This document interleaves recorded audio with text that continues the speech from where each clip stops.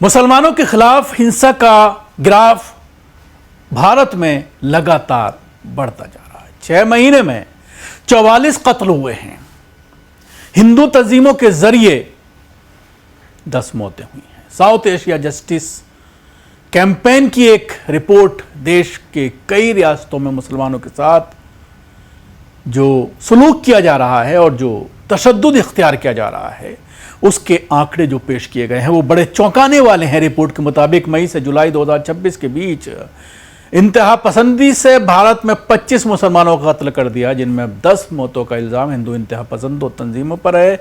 Report में 6 रियासतों में मुस्लिम मजहबी ढांचे गिराए जाने का भी जिक्र किया गया है। इसमें 15 की मौत पुलिस और सिक्योरिटी फोर्सेस की कार्रवाई से हुई है।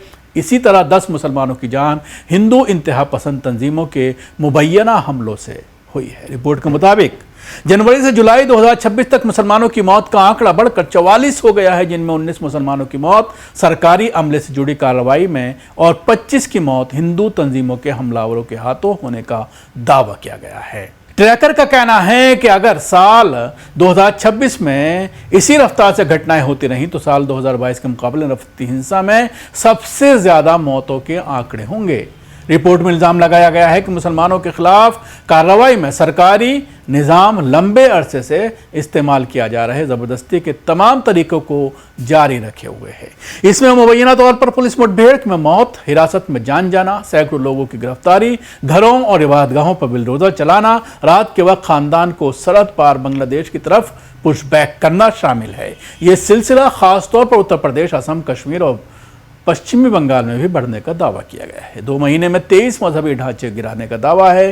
ट्रैकर के मुताबिक 2 महीने से भी कम वक्त में 6 रियासतों में कम से कम 23 मुस्लिम मजहबी ढांचों को गिरा दिया गया है। इसके अलावा 8 राज्यों में कम से कम 21 अलग अलग कार्रवाई के दौरान 1000 से ज्यादा मुस्लिम घरों, कारोबारों और मजहबी इमारतों को गिराया गया है। रिपोर्ट के मुताबिक 2026 में अब तक ऐसे ढाए गए ढांचों की कुल तादाद 3000 से भी ज्यादा हो चुकी है। रिपोर्ट में यह भी कहा गया है कि सुप्रीम कोर्ट ने खुद तय किए गए बुलडोजर कार्रवाई से जुड़ी हिफाजती शर्तों को लागू करने से इनकार कर दिया। साथ ही अवमानना से जुड़ी अर्जियों को भी हाई कोर्ट के पास वापस भेज दिया है।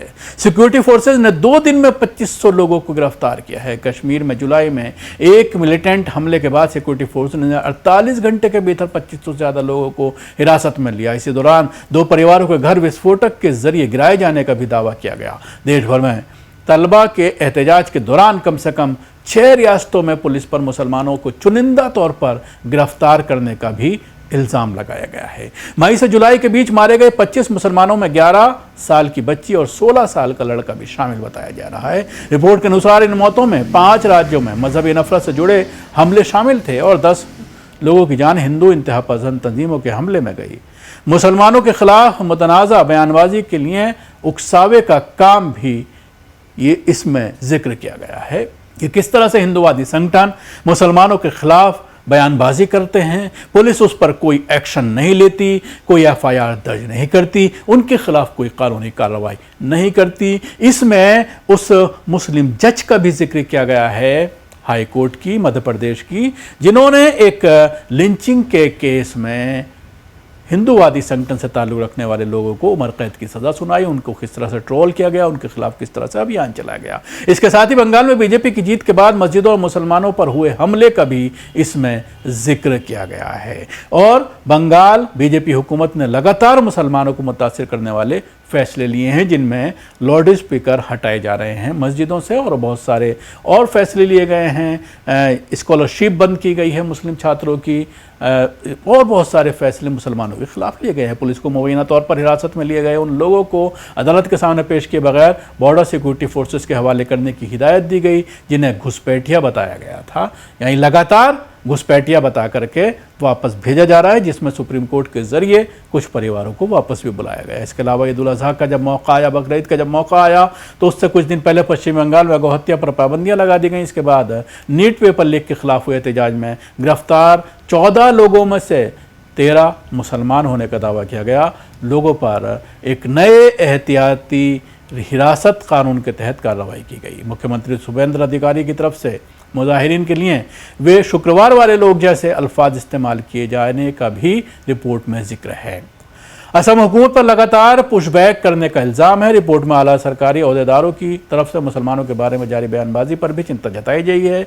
यूसीसी से मुसलमानों के हक और मजहबी आज़ादी को मुतासिर करने की कोशिश का भी जिक्र किया गया है। 6 रियासतों की हुकूमतों ने 23 मजहबी ढांचे ढाए हैं। पुराने मामलों में अदालतों के फैसले को भी रिपोर्ट में जवाबदेही की कमी के जोड़ा है। इसके मुताबिक 2025 में 3 लोगों की मुबैना फर्जी मुठभेड़ में कत्ल के मामले में अपीलीय अदालतों ने सभी 22 मुलजिमों को बरी किए जाने के फैसले को बरकरार रखा। इनमें 21 पुलिस अधिकारी थे। इसी तरह 2002 में एक मुस्लिम शख्स को जिंदा जलाने के मामले में 5 मुलजिमों के बरी होने की बात भी रिपोर्ट में कही गई है। रिपोर्ट का दावा है कि नए मामलों में भी इसी तरह की तस्वीर सामने आई है, जहां हिरासत में हुई मौतों को हादसा बताया गया है। मुतासरीन के खिलाफ ही जांच शुरू की गई और ताकतवर मुलजिमों को बचाने की कोशिश की गई। हेट स्पीच को रोकने वाले कानून पर मोदी हुकूमत का अड़ंगा गैर ज़रूरी है। इसके अलावा दिल्ली के करीब एक बड़े जमावड़े में हिंदू इंतहा पसंद तंजीमों की तरफ से मुसलमानों के कत्लेआम की खुलेआम अपील किए जाने के बावजूद पुलिस कार्रवाई नहीं होने का भी